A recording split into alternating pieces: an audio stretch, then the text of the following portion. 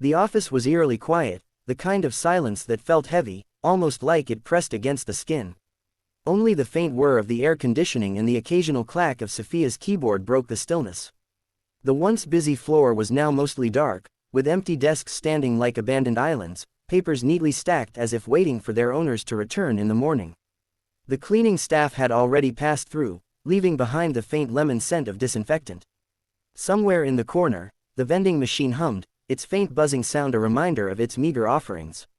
Sophia's shoulders ached from hunching over her desk all day.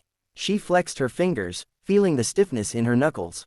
The spreadsheet in front of her swam slightly in her tired eyes, and she blinked to clear her vision. She had been working since sunrise, 10 hours on her first shift, and now several hours into her second. The office lights had shifted to their night mode, dim and soft, casting long shadows on the floor. She glanced at the wall clock and sighed. It was past 11 p.m. Her stomach gave a low, insistent growl, but she ignored it at first, forcing herself to keep typing. The cafeteria had closed hours ago, and she hadn't had time to grab anything before the end of the day shift. She'd told herself she'd manage, maybe grab something from the vending machine later.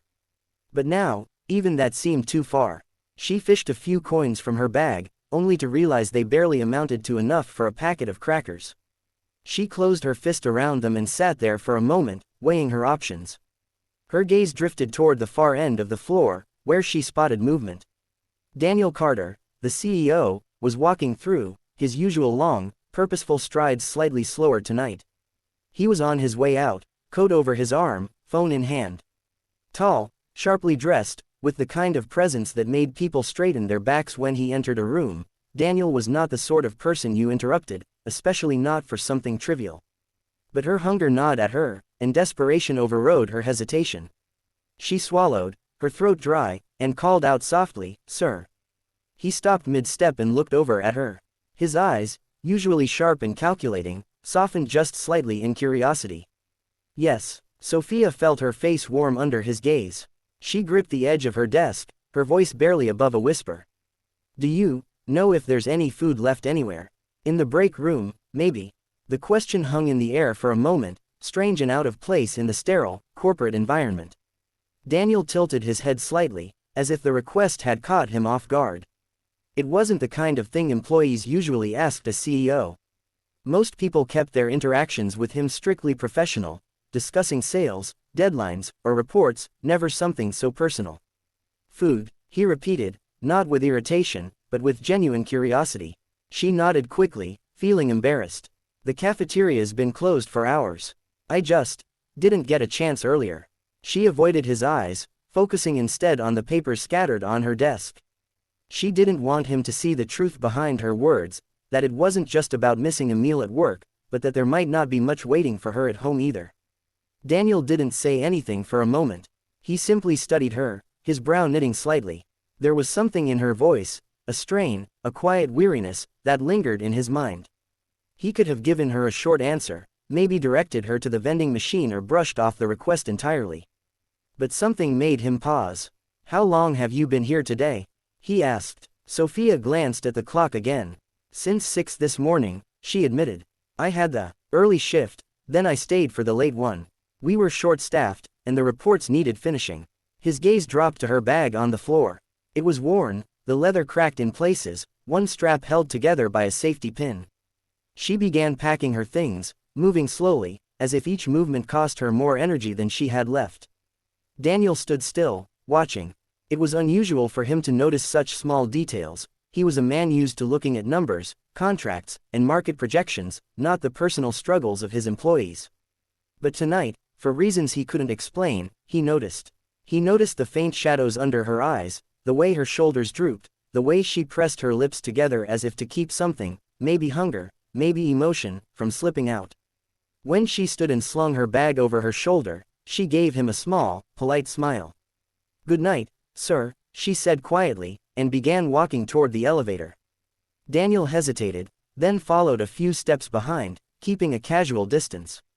It wasn't something he had planned to do, he told himself he was just leaving at the same time. But when she stepped outside into the cool night air and turned left instead of heading toward the main street, curiosity began to stir in him. Sophia walked with her head slightly bowed, her pace unhurried but deliberate. Her coat was thin, hardly enough for the cold, and she kept tugging it closer around her. Daniel adjusted his pace, staying far enough back that she wouldn't notice him. The city streets were quiet, the occasional car passing by casting brief bursts of light on the wet pavement. At first, he thought he might just see her to the bus stop, but when she bypassed it entirely and kept walking, he realized she wasn't headed for public transport. She kept going, turning down side streets that grew narrower and darker, places he wouldn't have pictured one of his employees living. The air smelled faintly of damp brick and old asphalt. Somewhere inside him, a thought began to form, a thought that he might be about to learn something about Sophia that would change the way he saw her completely. The streets she walked down grew quieter with every block, the glow of downtown fading behind them. Streetlights flickered sporadically, some casting a dim orange light, others entirely dark, leaving stretches of shadow that made her figure almost vanish. Daniel stayed back, his polished shoes clicking softly on the cracked pavement. He was used to chauffeured rides in well-lit avenues, not these narrow lanes where the walls seemed to lean inward and the air carried the scent of rust and damp laundry. Sophia didn't seem to notice him. Her steps were steady, unhurried, as if she'd made this walk countless times before. She passed an alley where an old man in a tattered coat sat on an overturned crate, cradling a cup of coffee that was probably more lukewarm than hot. She gave him a gentle nod in greeting, and he returned it with a toothless smile. Daniel caught that small exchange. It was unforced, familiar. She belonged here, even if her tired frame suggested she carried more than her share of burdens. After nearly half an hour, she turned onto a street where the asphalt was more patchwork than solid, littered with stray wrappers and bottle caps. The buildings here were aged, their bricks stained from years of weather, their balconies cluttered with potted plants, bicycles, and drying laundry. She stopped in front of a squat apartment complex whose faded paint had once been pale blue but now looked more like ash. The entryway light was dim, casting more shadow than illumination. She pushed open the creaky front door without a key. Daniel guessed the lock hadn't worked in years, and disappeared inside. For a moment, he hesitated. On the sidewalk, glancing up at the rows of tiny windows above. He could turn back now, pretend this walk had been a casual coincidence.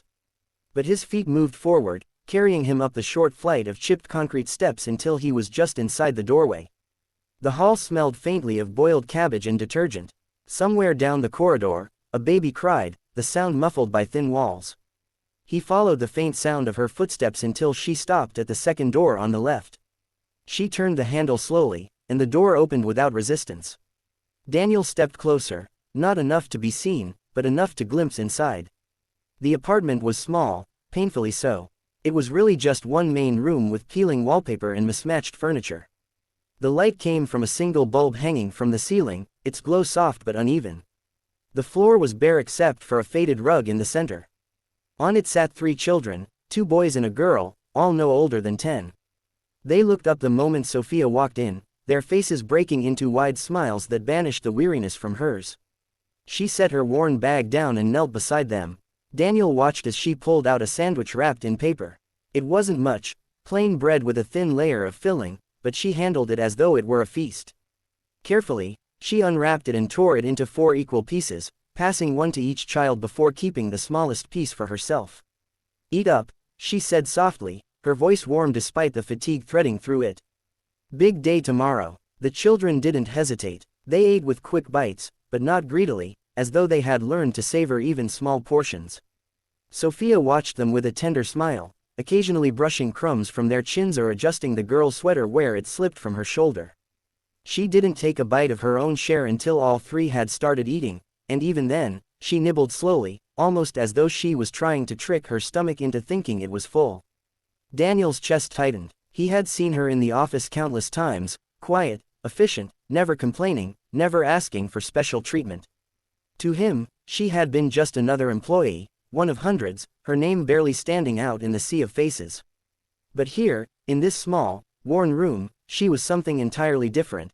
A guardian, a provider, a protector who had chosen to bear her struggles silently rather than burden anyone else. The children finished eating, and Sophia gathered them close, pulling an old blanket around their shoulders. They leaned into her, their heads resting against her arms. The youngest boy mumbled something, and she laughed softly, kissing the top of his head. Daniel felt like an intruder on something private, almost sacred. He had no right to be watching, yet he couldn't tear his eyes away. This wasn't charity or obligation, this was love. And it was love built on sacrifice, on working double shifts and skipping her own meals so these children could have theirs. His mind drifted to the office earlier that evening, when she had asked him, of all people, for food. Now, the weight of that request settled fully on him. It hadn't been about convenience or a late-night craving. It had been about them. Sophia began tidying up, folding the sandwich paper and tucking it neatly into a small bag near the door. Every corner of the apartment bore the signs of careful upkeep despite the lack of resources, the few clothes neatly stacked, the small table wiped clean, the shoes lined up by size near the wall. Daniel stepped back, his polished shoes now on the worn hallway carpet. He felt out of place, overdressed for the setting, almost guilty for having followed her here. But guilt wasn't the only thing in his chest. There was also resolve. He had seen enough tonight to know he couldn't simply walk away and forget. He turned to leave, the image of Sophia's gentle smile and the children's eager faces burned into his mind. The night air outside felt colder now, sharper, as he made his way back toward the main road. His driver would be waiting, but for the first time in a long while, Daniel wasn't thinking about the meeting he had tomorrow or the reports waiting on his desk. He was thinking about her, and about what he was going to do to make sure she never had to choose between feeding herself and feeding her family again.